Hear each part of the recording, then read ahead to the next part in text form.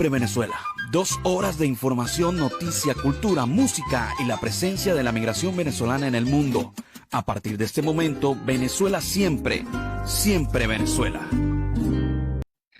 Bueno, amigos de Venezuela siempre, siempre Venezuela, iniciamos nuestra edición meridiana del día de hoy, como siempre llevándoles a ustedes información, comentarios, noticias, música, entrevistas, todo lo que tiene que ver con Venezuela y su migración a lo largo y ancho del mundo. Esto lo hacemos con mucho cariño, con mucho respeto para todos ustedes a través de esta señal, 5 emisoras que se enlazan en Colombia y Aruba para llevarles detalles de este programa, amplificando nuestra señal. También a través de nuestro Facebook Live y nuestros canales que se comunican por medio de redes sociales y también nuestra página web y nuestro canal YouTube que nos permite proyectarles a ustedes nuestro programa. Así que opciones hay bastantes, pero este es un trabajo que no es de uno solo, este es un trabajo en equipo en donde está Vanessa Chacón en la producción. Camilo García se encuentra en la parte de redes y apoyo técnico, también Alex Meneses y Roberto Alessi Rojas en los controles de emisoras que están aliadas en este espacio. Y por supuesto, este servidor, Alan Peralta, que conduce el programa. Pero también tenemos, como siempre, como lo hemos hecho costumbre, a Carlos Uzcategui, el Miura, que se integra en este primer segmento para abrollar un poquito de la realidad y de la situación venezolana. Buenas tardes, Carlos, ¿cómo estás? Muy bien, Alan Peralta, y a la audiencia, por supuesto, muy bien y contento. Ya te voy a decir porque estoy contento también. Pero déjame saludar a toda la gente. Un saludo a Vanessa, a Camilo, por supuesto, al equipo de corresponsales y a nuestro invitado principal, Alan, que es la audiencia que nos sigue día a día. Bueno, seguimos con el drama de los migrantes venezolanos y algunos ya iniciaron el retorno por el tapón del Darién. Una de las cosas más impresionantes de esto va a ser cuando se cuenta la historia que la gente no solamente lo atravesó de ida, sino que lo atraviesa ahora en esta vuelta forzosa por las razones del cierre de la frontera de los Estados Unidos. Ante ello, la Organización Internacional de Migraciones, OIM, apoyó el retorno voluntario y seguro de las personas que quedaron bloqueadas en la ruta que atraviesa Centroamérica tras el cierre terrestre de Estados Unidos a los migrantes irregulares venezolanos. Sin embargo, algunos de ellos están considerando regresar por el Darién y eso es algo que hay que evitar absolutamente. Lo ha dicho el jefe de la misión de la OIM en Panamá, Giuseppe Lopresti. Tenemos que coordinar las acciones de un cortísimo plazo porque es una crisis humanitaria. Puede ser la vida o la muerte de muchos migrantes. En este contexto, el retorno voluntario es un tema clave, afirmó este representante de la OIM. ¿Qué te parece eso? La gente regresando por el Darién, allá se ha visto tamaña locura. Alan, es una locura y sobre todo por los menores.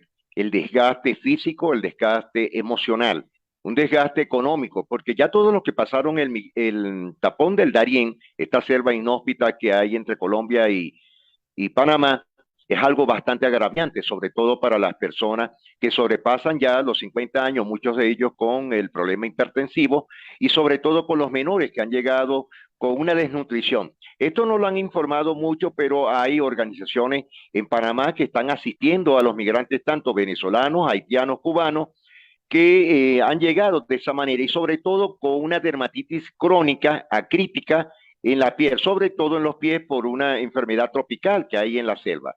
Alan, volver ellos de regreso de esta manera es algo bastante cruel, bastante lamentable. Esperemos que tanto la OEA, la ONU, la Cruz Roja Internacional, la Unión Europea, que está muy afincada, poniéndole lupa a esta situación, hagan un trabajo sobre todo para el regreso de nuestros migrantes, o sea, para Colombia o para Venezuela, o seguirán algunos para otro país. Pero viendo que en Centroamérica ahorita hay un escame, hay una pared de plomo hacia el migrante venezolano, presumimos que deben regresar a Venezuela.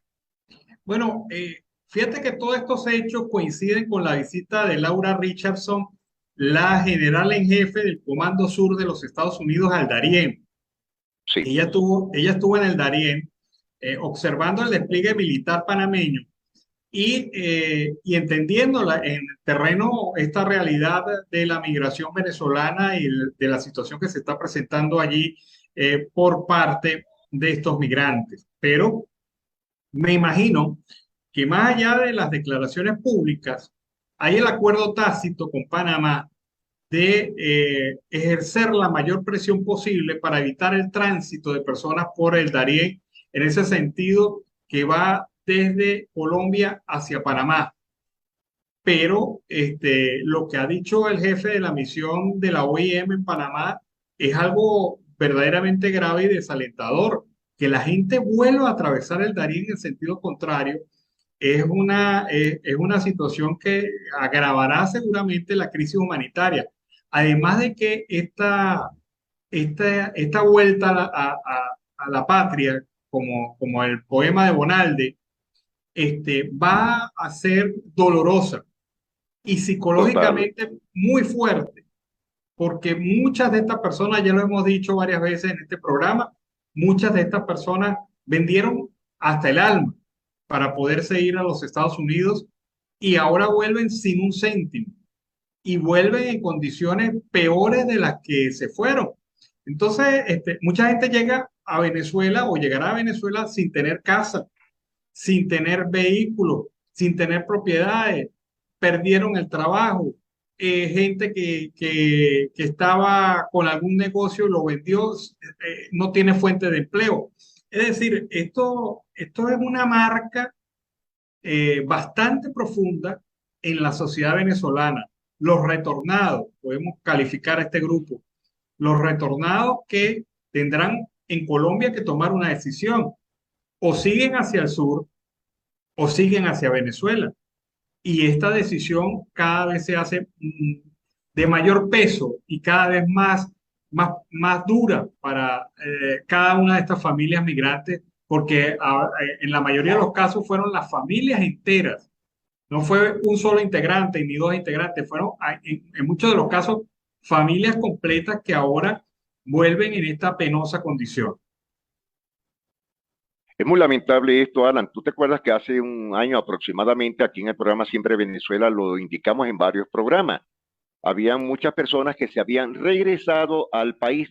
Muchos decían, me acuerdo esa encuesta de Data Análisis, que iban era porque se devolvían. No, fue la camada o el cardumen de migrantes que salió más fuerte porque fueron las personas que eran adultos contemporáneos, personas entre 30, 35, 40 años como máximo, pero regresaron fue a buscar a la familia. Lo que tú estás indicando ahorita, esto es una realidad. Se han llevado a su familia y estamos hablando de la esposa, los abuelos, los padres, los suegros, cuñados, hijos, hasta nietos. Y son familias que han ido completas, mínimo 7, 8 personas. Ahora, imagínate esa situación. Aún todavía hay muchos que están entrando a Colombia, otros posiblemente regresen a Venezuela. Pero diste un punto muy clave. ¿Qué van a hacer en Venezuela en este momento cuando ya vendieron los bienes, vehículos, negocios, dejaron el trabajo? Ese trabajo automáticamente ya lo tiene otra persona, por lógica. Dejó cesanteado el trabajo y ahora cómo ellos presumen o qué puedan ellos obtener a cambio de una ida, un riesgo total, donde hoy día las fronteras de Centroamérica, empezando por Guatemala, les ha cerrado totalmente las fronteras a los venezolanos. Esto es bastante lastimoso. Países que le están abriendo las puertas en este punto han sido Panamá y Costa Rica, pero son ida y vuelta, un vaivén, Alan, audiencia, porque Sí, sencillamente, ¿para dónde van a coger? un péndulo, Carlos, Exacto, ida un péndulo. y de vuelta. No hay una Pero balanza. sí, pero fíjate, estoy revisando las cifras. 1.700 venezolanos han sido expulsados hasta los momentos desde Estados Unidos hacia México en los primeros 4 días de la nueva política migratoria. ¿Qué pasa cuando esta gente llega al territorio mexicano? Inmediatamente les piden una comunicación donde se le dice, señor fulanito de tal, tiene usted 15 días para salir del territorio mexicano. Sin un peso mexicano y sin un dólar. Exacto, o sea, ¿cómo hace esta gente en esta condición para poder trasladarse? Porque vamos a poner el caso, me quiero regresar, pero, pero ojo, no tienen para pagar un transporte, no tienen para pagar. Aquí se impone una acción humanitaria urgente encabezada por la OIM que permita garantizar el regreso seguro con el apoyo y fondos internacionales, porque no hay otra de qué. Porque pedirle esto al régimen venezolano es agravar la situación, porque el régimen venezolano, fíjate, no va a tener la capacidad de poder atender a estas personas y ni va a disponer los recursos porque los considera, en el fondo, los considera traidores al país, al chavismo, por supuesto. y así los va a tratar, Sí, los obviamente, van a tratar. así los va a tratar. Entonces, este retorno sinceramente un nexo doloroso de venezolanos de ida y de vuelta. Hay que hablarle claro a la gente. Hay dos grupos. Un grupo que cruzó de Guatemala a México y se está arriesgando y va con toda, Y como va dicen con los todo. chamos, van con toda hasta la frontera sur de los Estados Unidos. Pero hay un grupo que está de Guatemala hacia abajo y que son los que se están regresando. Fíjate que el 80% de los pasajes de las personas que habían contratado servicios en Necoclí se han regresado. Y hay Sí, una crisis que tú señalaste ayer que empieza a sentirla Medellín y otras ciudades intermedias en la ruta, que empiezan a vivir esta crisis porque la gente se está regresando y entonces llegan al punto de decir, bueno, ¿y ahora qué hago? ¿Sigo hacia abajo o sigo hacia Venezuela? De verdad que es difícil decidir. es muy difícil, Alan, porque por lo menos presumo yo, a mi juicio muy personal, las personas que están llegando, y todavía hay algunos que están saliendo hacia el Necoclí, Antioquia, aún presumo yo a mi manera deben tener algo de efectivo, algunas monedas en divisa americana, y ellos habrán pensado, bueno, o me quedo en Colombia o sigo para el cono sur. Ahora, ¿cuál sería mi presunción muy personal? Alan, que sería es que con ese dinero hay unos muy tercos, deben hacer o vida común en Colombia, buscar la manera que se les dé un estatus o regresarse al país. Esos son los tres puntos que quedan.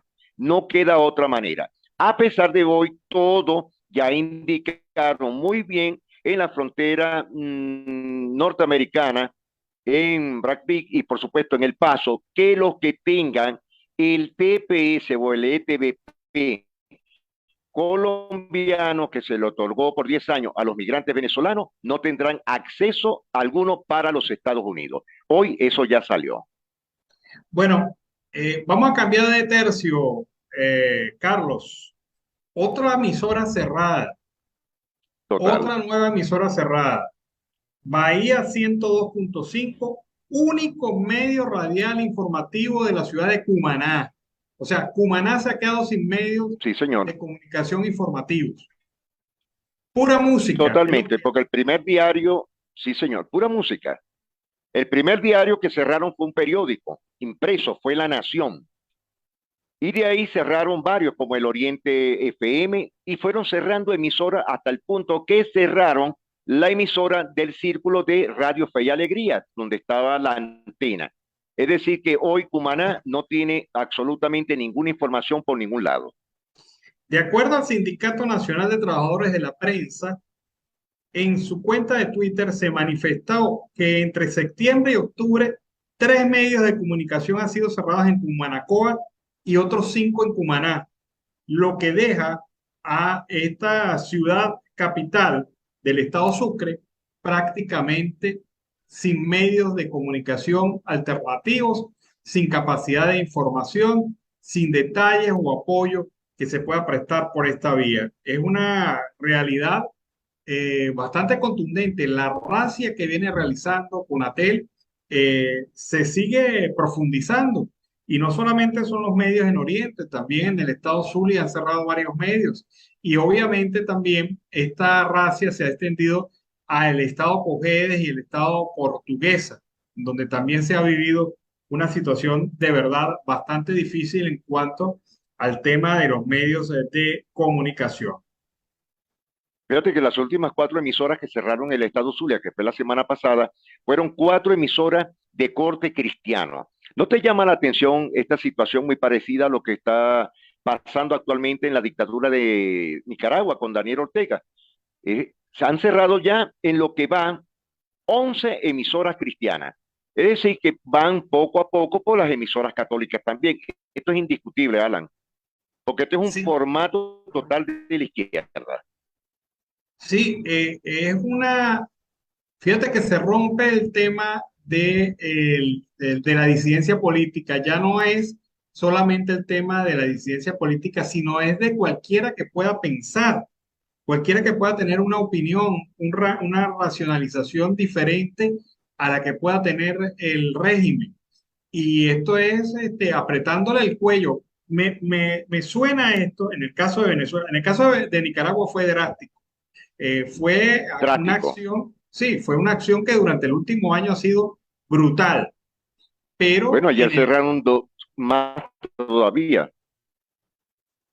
pero fíjate, en el caso de Venezuela, la situación de control mediático y creación de desiertos comunicacionales ha sido dosificada, pero lo de este año ha sido una barbaridad. Este año han cerrado Total. cualquier cantidad de emisoras, pero tienes razón en el enfoque.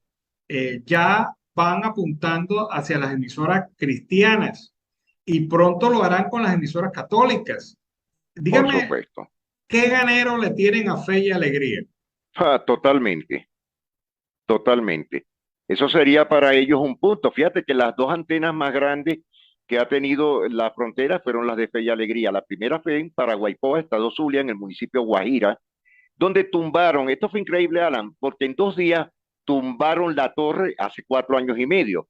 Volvieron a remontar una torre pequeña, la volvieron a tumbar. Eso tiene un propósito, Alan, indiscutible, aparte de que Fe y Alegría transmitía a ciertos municipios del departamento de La Guajira aquí en Colombia. Lo mismo sucedió en la zona de Lobatera, en el estado Táchira. Es decir, que Radio Fe y Alegría, y presumo también, Alan Peralta y audiencia, que la estación Radio Fe y Alegría, que está en Machique desde hace más de 40 años, tampoco tiene ahorita audibilidad en absoluto hacia la frontera. Pero fíjate cómo llegan las demás emisoras de otros lados, que no son simplemente emisoras comerciales o cristianas o católicas o de corte musical, son de corte irregular, de la gente de allá. Es decir, que eso sí lo acepta el gobierno. Esto es algo indiscutible, algo que es ilógico, Alan. Es decir, que el gobierno, en este punto, volvemos a recriminar lo mismo, ha roto la soberanía nacional totalmente, porque la información que les interesa es lo que ellos digan. Bueno, Carlos, tenías por ahí una buena noticia. Coméntanos. Sí, señor, ya lo voy a decir. Bueno, Alan, primero felicitar, como siempre, hace 4 días se dio el galardón en lecherías del Premio Mara de Oro de Venezuela Internacional en sus 67 años. Hoy ya lo tiene el galardón seleccionado en nuestro programa Siempre Venezuela Radio como portal informativo internacional migratorio de opinión y noticias del año. Mis felicitaciones para ti, nuestro director Alan Peralta, al equipo de corresponsales, a nuestro equipo de producción y por supuesto, grato decirlo, y aquí tienes, Alan, algo muy importante, los dos botones de honor, el botón histórico del Mara de Oro cuando cumplió sus 60 años y el botón del Mara de Oro honorífico para el periodista que eres tú, Alan Peralta. Así que felicitaciones. Bueno, muy agradecido con la gente de la organización Mara de Oro y sobre todo con tú sabes que esto no es un reconocimiento individual, esto es un trabajo de equipo, donde estás incluido, donde nuestros corresponsales están incluidos, porque al fin y al cabo, esto es una construcción de equipo. Y yo siempre insisto en esto, no es una figura, no es un elemento, es una acción de todos, pero muy agradecido con la gente del Mara de Oro y sobre todo con este reconocimiento que es un estímulo para seguir adelante y hacer más cosas. Sí, señor, eso es una realidad y vamos para adelante porque el programa Siempre Venezuela durará más de 4 décadas hasta que caiga la tiranía. Así es. Bueno, Carlos, muchísimas gracias por estar, como siempre, pendiente y al bate. Esta tarde lo espero nuevamente, pero por lo menos tráigase una mandoquita o algo que probar, porque así de seco y sin Unas ni ganas de siquiera comerme unas mandocas con queso palmita, de esas que ustedes se le veían por allá por la urbe, que ya lo sabemos todo. Ahí está Alan Peralta, se mandaba todos los días usted que yo y las mandoquitas con queso palmita. Ya lo sabemos todo allá en Plaza de Toro. me impresionaba, me impresionaba el tamaño de los pequeños zulianos. De verdad que un almuerzo completo. Bueno, Sí, Carlos, señor. un abrazo. Nos vemos esta Feliz tarde. tarde. Bueno, seguimos ¿Cómo no? acá en Venezuela, siempre, siempre Venezuela. Vamos a la pausa comercial musical del momento y al regreso con más información. Bueno, y seguimos acá en Venezuela, siempre, siempre Venezuela, en la segunda hora del programa Venezuela, siempre, siempre Venezuela. Mire, yo siempre he dicho, es que no tienen nada que hacer, son unos ociosos, definitivamente.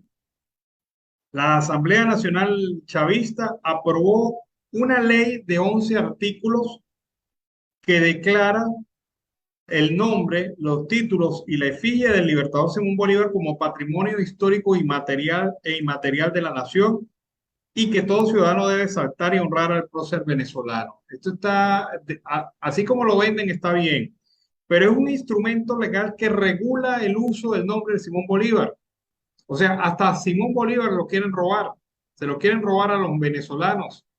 Ya no será totalmente libre el uso del nombre del Libertador desde el punto de vista de esta ley, que por cierto, no la conocemos a profundidad, pero por este fragmento de la nota de prensa de la Asamblea Nacional Chavista, uno tiene ya orientación o claridad sobre lo que esto pueda significar. Ojo, no sabemos qué se aprobó en la Asamblea Nacional a propósito de esta ley, porque esto no ha sido publicado en la Gaceta Oficial de la República. Y por eso es que no se lo podemos comentar ampliamente, pero lo cierto del caso es que según la nota de prensa emitida por la Asamblea Nacional Chavista, la intención es evitar que se irrespete la memoria del padre de la patria como ocurrió el 5 de enero del 2016, cuando la derecha sacó del Parlamento Nacional la imagen de Bolívar. Se establecerán sanciones, se expresó desde la Asamblea.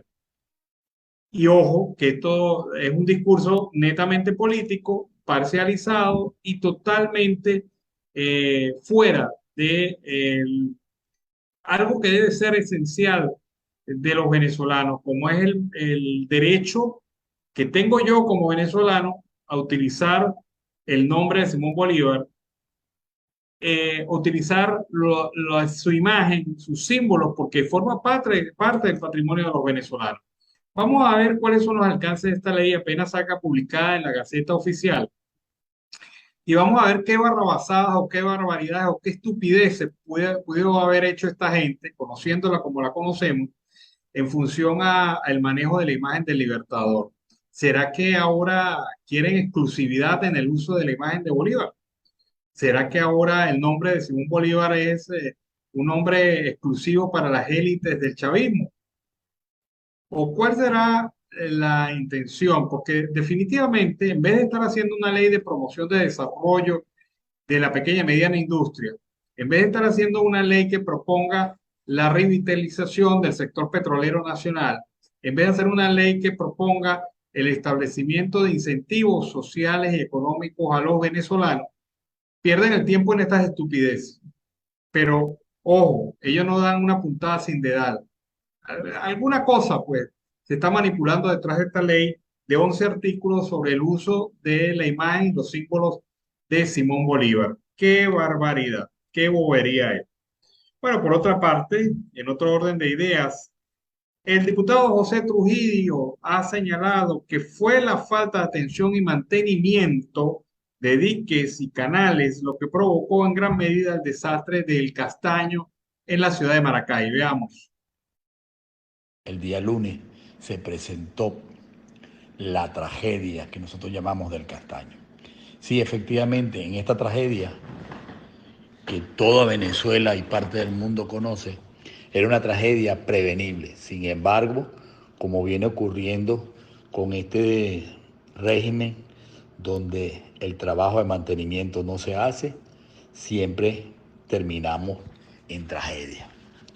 Y es este tema que todos los años, desde el 2016 hasta este año, yo todos los meses de junio hago un recuento de lo que pudiera ser la tragedia. Este mes de junio les recordé en la última sesión donde hablé sobre el tema que acontecía aquí en Aragua con respecto a lo del lago.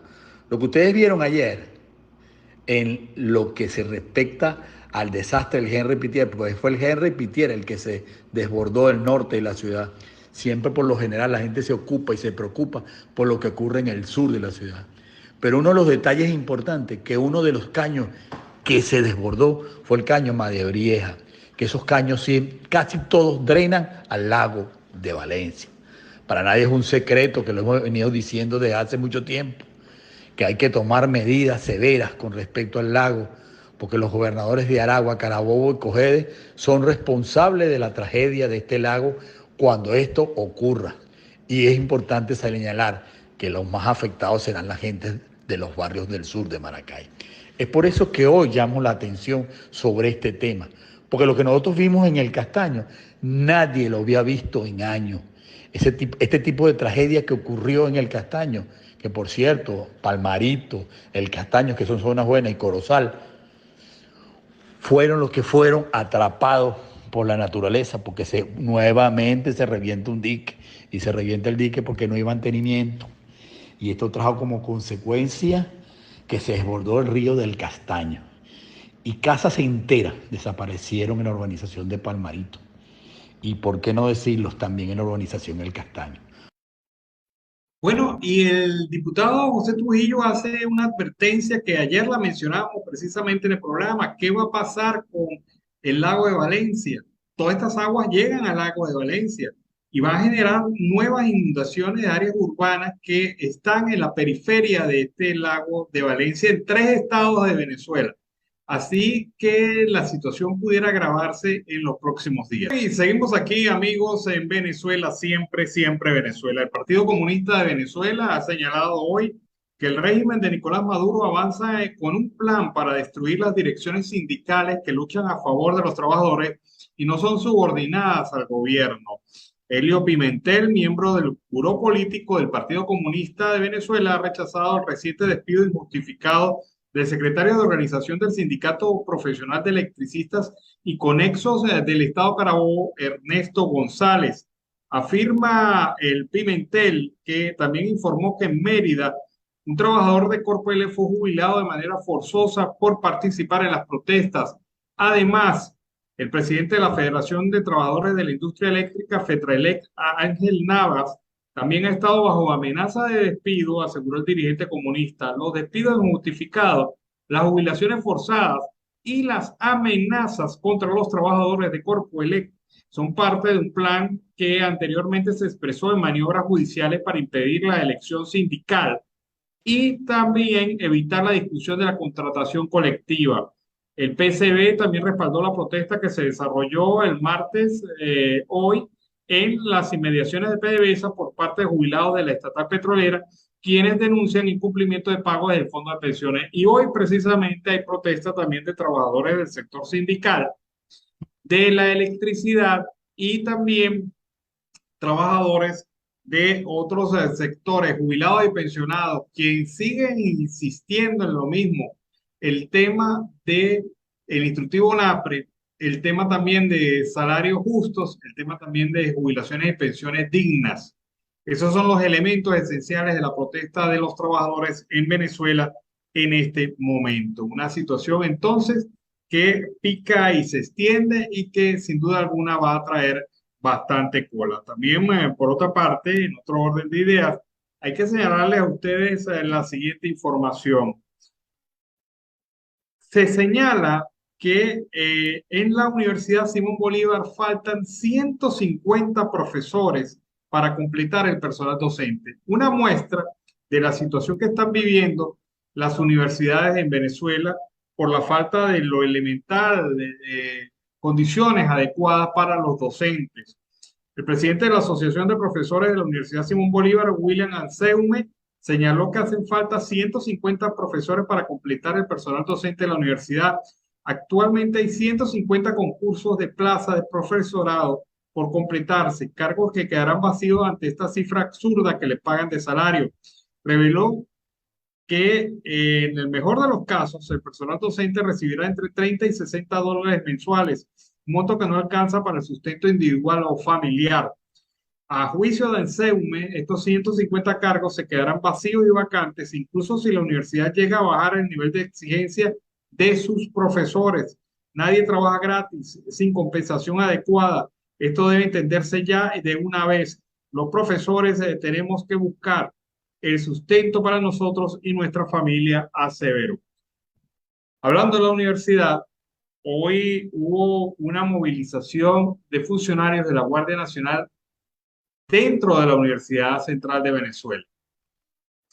Y uno se dice dónde queda el tema de la autonomía universitaria, entendiendo que estas fuerzas militares o policiales no pueden ingresar al recinto universitario sin autorización de las autoridades, de las casas de estudio, en este caso de la Universidad Central de Venezuela y de la profesora Cecilia Aroche y el secretario y consejo directivo de la universidad. Así que hay en redes sociales mucha información fotográfica sobre este tema, pero no hay una explicación de qué hacen funcionarios de la Guardia Nacional en el seno de la Universidad Central de Venezuela, en las instalaciones de la Universidad Central de Venezuela. Vamos a investigar un poco más el punto para aclararlo en la próxima edición de Venezuela Siempre, Siempre Venezuela. Bueno, fue el reporte de Oliver Lullano, el amigo de todos, desde el Arauca Binacional. En este momento, reporte desde Venezuela, trabajadores jubilados de la CanTV han trancado la Avenida Libertador para exigir el cumplimiento de los pagos. Sigue la protesta laboral en Venezuela. Trabajadores jubilados de la empresa telefónica CanTV cerraron el paso en la Avenida Libertador para exigir el cumplimiento de pagos. Recuerden ustedes que esta misma avenida fue cerrada por la protesta de PDVSA de los trabajadores de PDVSA durante el día de ayer. Aseguran los trabajadores de CanTV que sus sueldos se han deteriorado por la inflación y el ajuste del gasto público. También exigen que se le dé respuesta al pliego de peticiones que han venido haciendo desde hace ya algún tiempo, frente al cual el régimen, pues simple y llanamente, ha mantenido un silencio absoluto y total.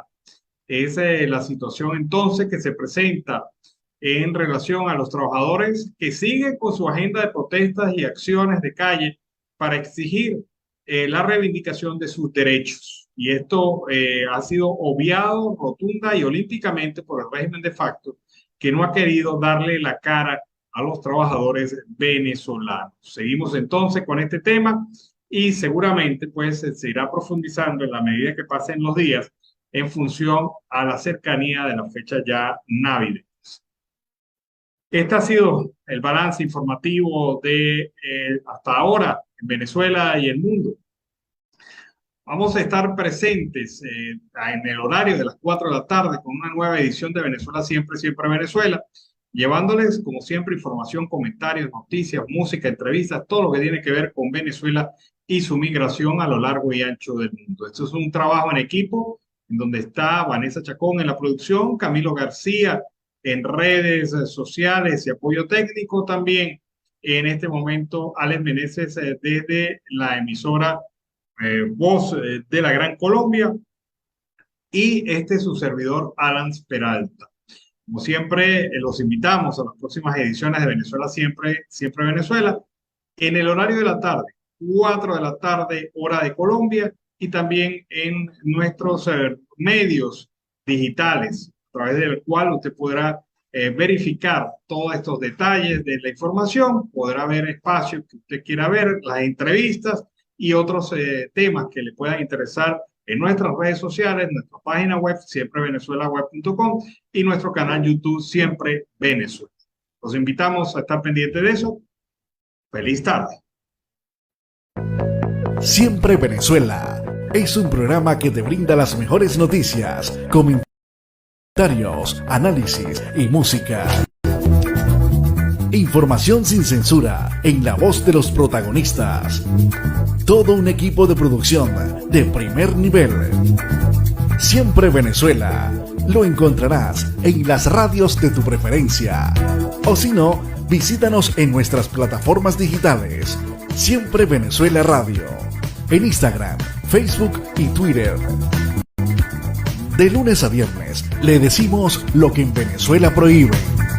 Porque somos Venezuela siempre, siempre Venezuela.